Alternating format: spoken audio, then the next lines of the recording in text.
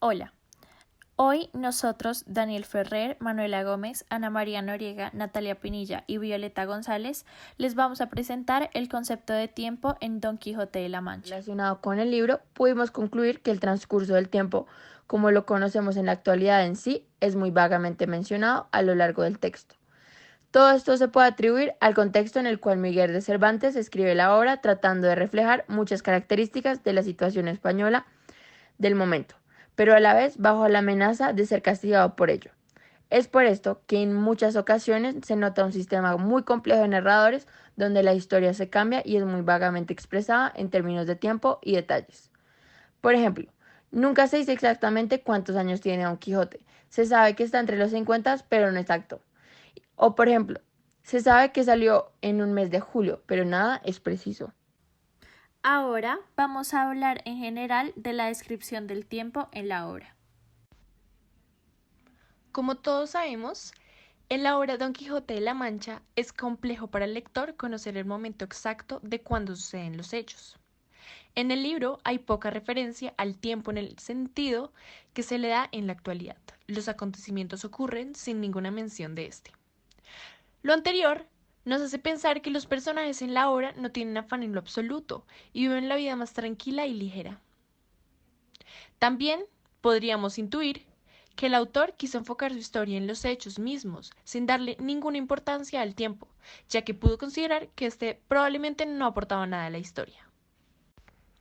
En el libro no se menciona el año en el que suceden los hechos, aunque sí mencionan que Don Quijote salió de su casa por primera vez, ojo aquí, un día caluroso del mes de julio, y en esta salida duró 6 días por fuera de casa. Bueno, en el transcurso de la lectura, el lector se da cuenta de que los personajes no utilizan los días de la semana para ubicar la historia en el tiempo, lo cual no es nada común en nuestras vidas cotidianas, ya que nuestro afán nos exige cumplir con los horarios, tiempos de entrega, cumplir citas, entre otras. Esto nos obliga a organizar nuestras vidas de forma ajustada y apresurada a lo largo de la semana. Bueno, a pesar de que el libro tampoco hace mención a las horas, sí es más fácil inferir el momento del día en el que ocurre lo relatado. ¿Por qué? Esto se debe a que el libro hace referencia al momento de ir a dormir, levantarse o tomar almuerzo. Don Quijote viviendo en el pasado. Por otro lado, es así como también, en medio de nuestras discusiones, al relacionar el tiempo con el libro, pudimos señalar que más allá de ver un cambio en el transcurso del tiempo como lo conocemos hoy, en donde verdaderamente se ve un cambio en tiempo y época, es al ver la relación que existe entre la actualidad en la cual vive con Don Quijote, el cual es un personaje que vive totalmente anacrónico en los tiempos de sus libros de caballería.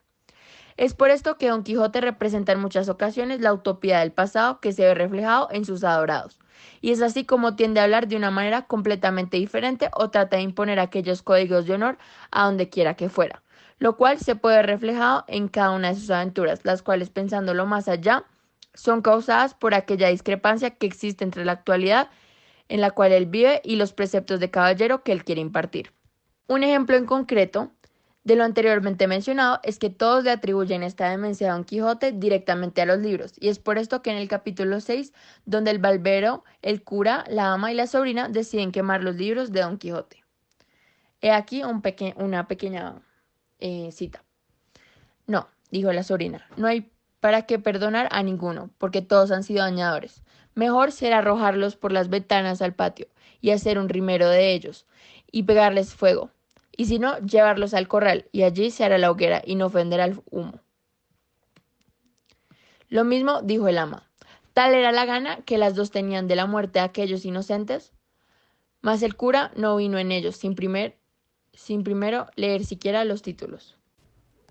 El futuro se ve reflejado en diferentes momentos de la obra, especialmente por los dos personajes principales, Sancho Panza y Don Quijote.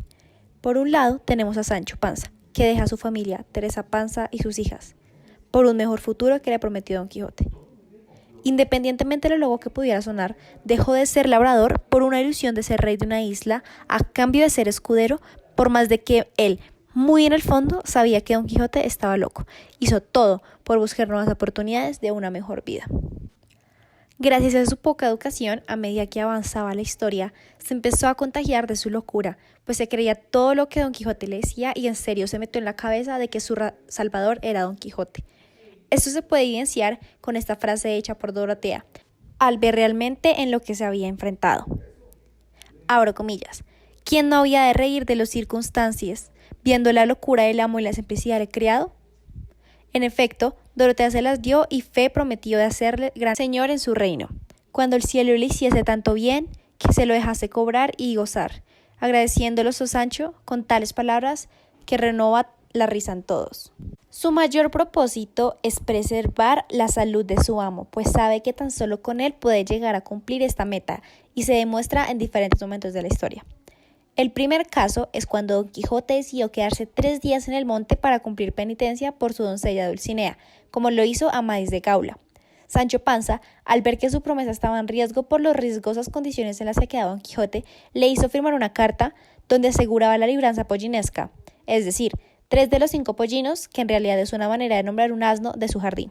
Al final, cuando llegó a la venta y se dio cuenta que había olvidado la carta, enfureció, pues todo aquello que le impedía llegar a ese futuro le molestaba profundamente.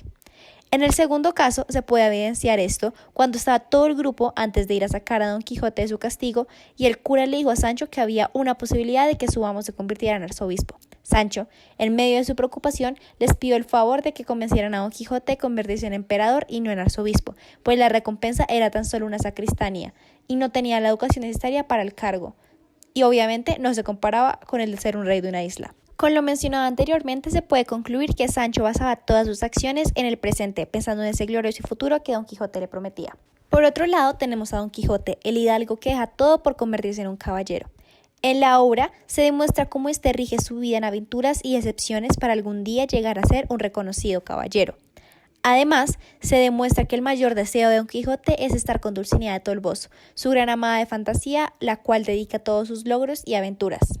El primer caso se puede evidenciar cuando Sancho en un punto le dijo que era mejor volver a su tierra, pues ya no quería seguir pasando por más pesares, y Don Quijote, molesto, le dijo que no por un mal iban a dejar su sueño, que la vida los iba a recompensar con una gran vida para él y Sancho. Además, el segundo caso se puede asegurar cuando él al principio asegura que así le pongan a la mismísima princesa Ginebra, va a preferir a Dulcinea sobre todas las doncellas. Esto se puede evidenciar en 2 situaciones. La primera es cuando Don Quijote se lanzó a maritones, pues dentro de su imaginación ella le estaba coqueteando a él, donde afirmó no cometer alevosía a su señora Dulcinea de Toboso. El segundo caso es uno mencionado que aplica para Don Quijote y para Sancho, pues Dorotea le dijo que tenía el derecho de esposarla si vencía al gigante, y él casi inmediatamente le dijo a Sancho que no podía hacer eso, porque Dulcinea lo estaba esperando a casa. Sin embargo, Sancho Panza estaba muy molesto, pues estaba negando su oportunidad de por fin ganar su reino. Tiempo relacionado con hechos.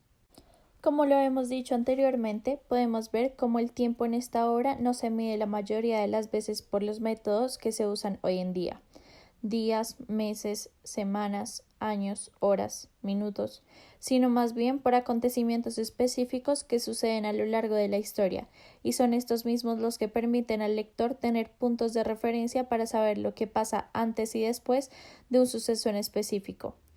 Estos momentos dichos a continuación son ejemplos de referentes que le sirven al lector para tener una idea del tiempo transcurrido. Unos de estos son cuando Don Quijote se encuentra con una venta donde lo reciben para darle posada y además lo nombran caballero, y cuando Don Quijote se encuentra con el labrador que está maltratando al muchacho que debe cuidar el rebaño de ovejas. Aunque entre estos 2 sucesos no nos hablan de una fecha ni una hora en específica, el lector sabe que por lo menos ha pasado una noche, ya que Don Quijote arriba a la venta por la noche, es nombrado y después de unos inconvenientes sale por la mañana sin que el ventero le cobre la posada. Justo después de esto sucede lo del labrador. Otro ejemplo, como el anterior, es cuando Don Quijote, Sancho Panza y Rocinante se enfrentan contra unos yangüeses que les dan una paliza porque Rocinante andaba detrás de las yeguas. Un tiempo desconocido después, en otra aventura, Don Quijote y Sancho Panza creen verse envueltos en otra aventura con un ejército que al fin y al cabo termina siendo un rebaño de carneros y ovejas. Para entender cuánto tiempo pasa entre estos hechos es importante recordar otro también muy importante, cuando Don Quijote y Sancho Panza se hospedan en un castillo donde les darán posada después de la gran golpiza. En este lugar, donde también duerme Tornes, hay una disputa y a la mañana siguiente los aventureros salen sin pagar y en el camino se encuentran con el supuesto ejército. Ya con este otro acontecimiento sabemos que por lo menos la golpiza y la aventura del rebaño no sucedieron el mismo día, sino que más bien hubo una noche con otra aventura entre estos dos. Tiempo en la obra versus actualidad. En la obra, el tiempo se mide más por acontecimientos que por el tiempo en sí. No se usan fechas ni la hora. Se habla de si era de día o de noche, o si ya iba a anochecer, pero no se usan las horas. En cambio, en la actualidad, el tiempo se mide en minutos, horas, días, meses, años, etc. Y las fechas y la hora son fundamentales para el día a día.